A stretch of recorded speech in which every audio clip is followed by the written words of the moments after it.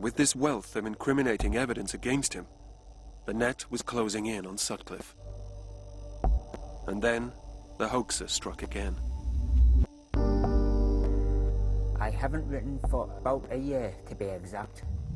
I wasn't kidding last time I wrote, saying the whore would be older this time, and maybe I'd strike in Manchester for a change. You should have took heed. Almost a year to the day since the last hoax letter, a third correspondence from Sunderland arrived, hand addressed to Oldfield. This letter seemed to give a much more detailed insight into the mind of the Yorkshire Ripper. Funny, the lady mentioned something about being in the same hospital before I stopped her whoring ways. It was the third letter that arrived in early 1979 that really grabbed Oldfield's interest. It makes reference to the murder of a woman who'd been killed in the grounds of the Royal Infirmary, and she had been in that hospital for treatment. In the letter writer makes reference to, funny, she said something about being in hospital before I ended her whoring ways. The lady won't worry about hospitals now, will she? Quite crucial information which Oldfield believes only the killer could know. Mr. Oldfield certainly thought it was him, but we took the view, everybody was on the view that he must be traced, with one senior officer's exception. Why I wasn't so convinced from the word go is difficult to quantify. Might write again, if up north. Jack the Ripper. Rather peculiar, is it not, that a killer reviews his victim's background in such depth and then sends a letter to the investigating officer telling him something which he must already know. Zachrisson's doubts would prove to be well-founded.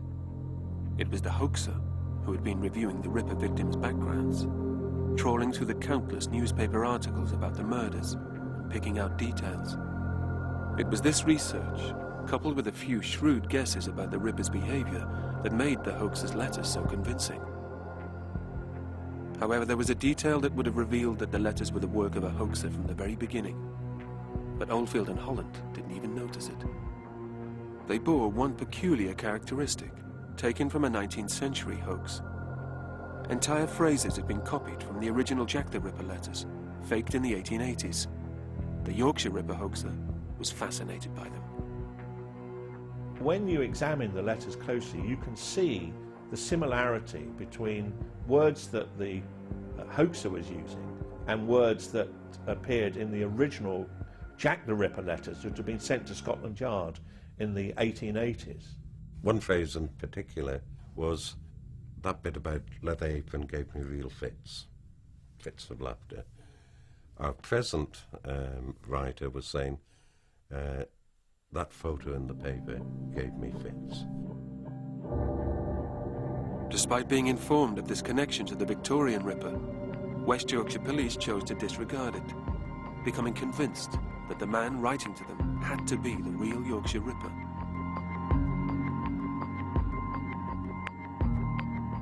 By the summer of 1979, Sutcliffe had killed 10 women.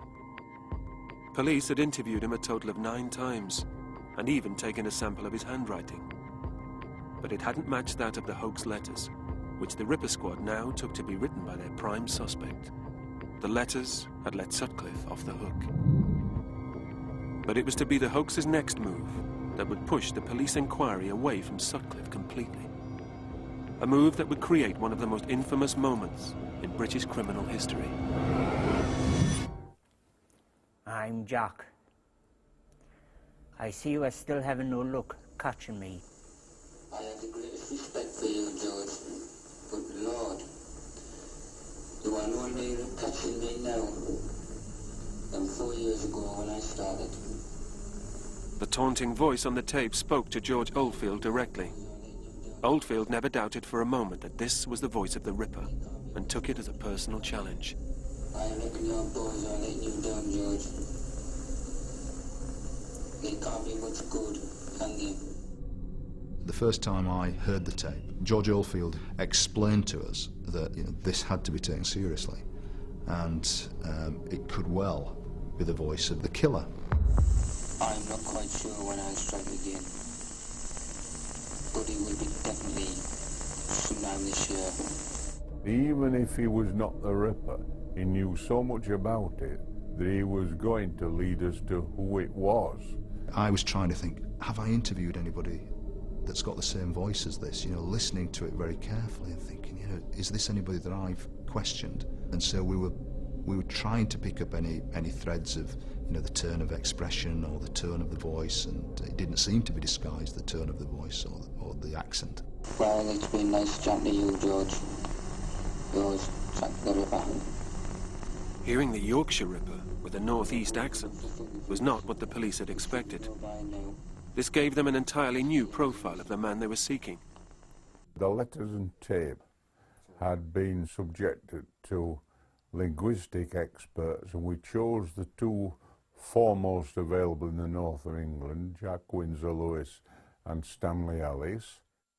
This was an identifiable voice. There must be people all over the area who would know this man, his relatives and his neighbours. You never learn, do they, George? I bet you've warned them, but they never listen.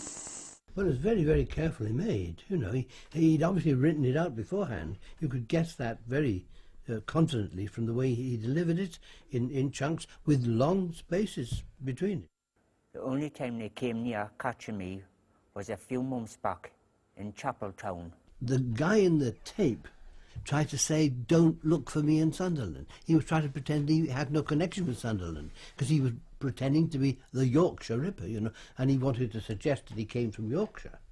But, of course, his voice obviously showed that he had at least been brought up in Sunderland. So I went to Sunderland, and we went from the mouth of the Wear on the north bank to pubs and clubs and various villages, working our way upstream. And when we got into Castletown, I spoke to people, and these were really the voice or the kind of pronunciation that I wanted to hear.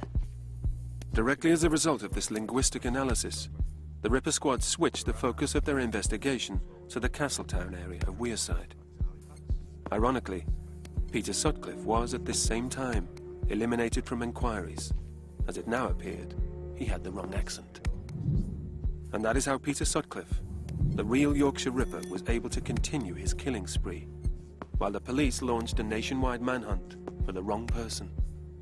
By sending his spine-chilling tape to the police, the man who would come to be known as Wearside Jack had become an accomplice to murder. But it would take police another 25 years to track him down.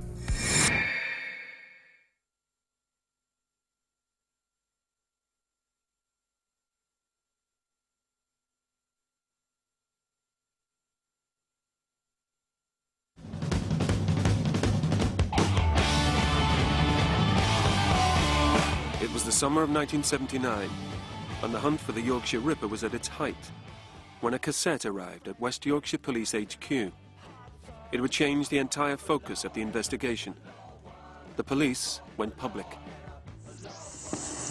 I'm Jack. I see you are still having no luck catching me. The flat Sunderland accented voice on the tape claimed to be the Yorkshire Ripper himself. We know now that we are definitely looking for a man who originated in the northeast.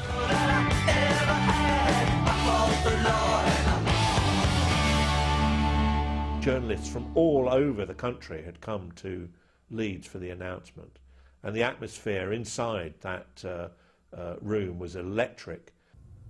And I couldn't believe what I was hearing, because suddenly the monster was still faceless, but he had a voice. See you soon. Bye. Hope you like the catchy tune at the end. We got tremendous public response, and we were sure that when we gave the recordings of the voice, we were certain that we would get the perpetrator And anyone who missed the tape recording can now put a phone call in to Leeds 46911 and put the Yorkshire Ripper's voice on the line to them. You are no nearer catching me now than 4 years ago when I started. The influx of information was absolutely terrific. We had installed 10 incoming post office lines just to take information from the public. That worked, but the trouble with it was that by recording everything, quite a lot of dross and useless information and useless enquiries were logged. In this pre-computer age, the information that the public appeal created overwhelmed the Ripper Squad. Never before has there been a case of this nature and this enormity. You know, 500,000 nominal index cards has never been seen before or since. You know, and this has got to be placed very much in context with the era and the time. They intercepted over 15 million letters coming out of the Sunderland area and screened thousands of voice samples. Hundreds of officers were dispatched to raid homes and social clubs across the north of England in search of a man whose voice matched the one on their recording. I was working as a barman in a local club, and then this bunch of plainclothes detectives came in, set up a table on the stage, and they just played the tape. So, you know, it kind of reverberated around the concert room. It was packed, there was about 150 to 200 people in. And that stayed with me, that memory, because it was just so unusual. You go to the cinema, and before the usual sort of da-da, Pearl and Dean, the handwriting had come on the screen. The voice would be played. The words, "I'm Jack," were instantly recognisable. That's all that people needed to hear to know that this was the voice of the Yorkshire Ripper. And in a way, it gave women sort of false confidence, because you felt, as long as you didn't bump into a guy who had that horrible "I'm Jack," that deep, guttural, Wearside accent, then you were safe. And the answer was, of course, that you certainly were not. In a heavily publicised campaign, the police were looking for the Ripper in Sunderland. Sutcliffe knew that the hunt was completely diverted away from him. It was a distraction that gave him fresh opportunity. Within 2 months of the nation hearing what they believed to be the Ripper's voice, the real Ripper savagely attacked a 20-year-old student, Barbara Leach. She was attacked, hit on the head with a hammer, dragged down the alley, and she got the abdominal injuries, the head injuries, killed, and was left covered in old junk and carpets. This latest murder, coupled with the hysteria created by the killer's supposed recording only a few weeks earlier, put the Yorkshire Ripper on the front pages of newspapers across the world. The killer was now attacking random members of the public. It seemed as if anyone could now fall victim. Sutcliffe clearly had felt that this was some kind of brilliant piece of good luck for him, or, in his own words, divine inspiration. He became more daring, more driven after the tapes arrived. In the next 12 months, Sutcliffe attacked 3 more women, killing 1 and seriously injuring 2. I don't think there's any doubt that as a direct result of the hoax and the diversion of the enquiries, other women were attacked. I've got little doubt about that. People were getting angry. They were saying, you've got his handwriting. You know what he sounds like. Why can't you get him? The police inquiry had disintegrated. The squad were drowning in paperwork, yet still had no likely new leads. Meanwhile, the Ripper was making a mockery of them, and pressure was coming directly from number 10 to solve the case. Mrs. Thatcher was absolutely horrified that this case had dragged on for so long, and literally thumped the table, demanded to see the Home Secretary, Willie Whitelaw, and by all accounts was on the verge of going up to Leeds to sort it out herself. A new strategy had to be developed, and although politicians can't direct police officers, they can obviously put tremendous political pressure on them.